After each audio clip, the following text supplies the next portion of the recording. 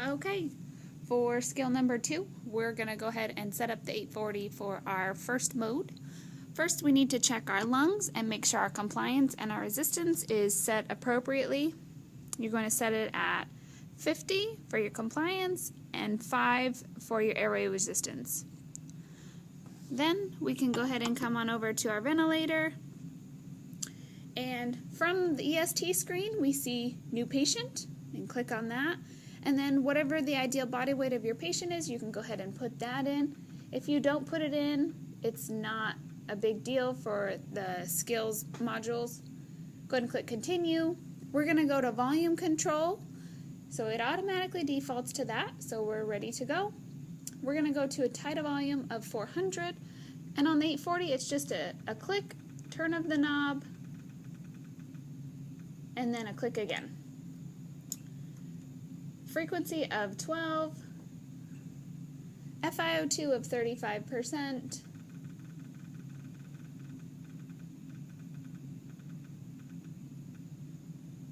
PEEP of 0,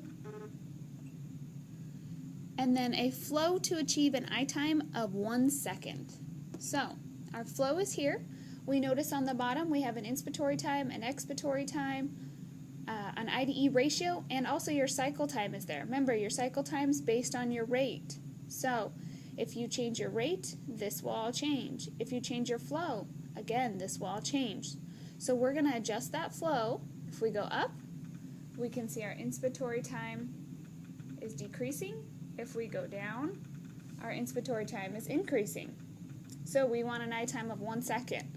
So we're going to put it a flow of 24. You're going to go ahead and adjust all the other controls and alarms as appropriate. So your plateau pressure, you're going to leave that at 0 seconds. Your waveform, you can have it in square or decelerating. We'll leave it as square for now. And then our peak pressure.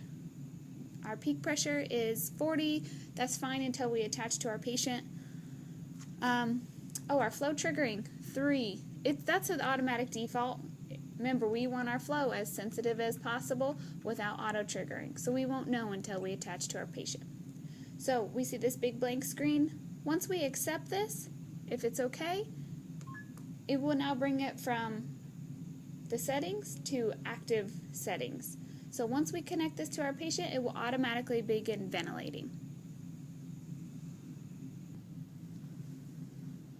So once we've attached to our patient, we need to be sure to adjust our alarms to fit them appropriately. So on the bottom, we can see vent setup, if we want to change any settings. Apnea setting, that's active in all of the 840 screens. So you can match what you have up here with the apnea setting, but your current alarms is what you really want to set. So we want to make sure our frequency is appropriate for how fast we're set, which is 12. So 20 is fine. Your peak pressure right now is 10, so let's put it about 10 above. Make it even, 20. And then your minute ventilation and your tidal volumes alarms, you want to set those appropriately as well.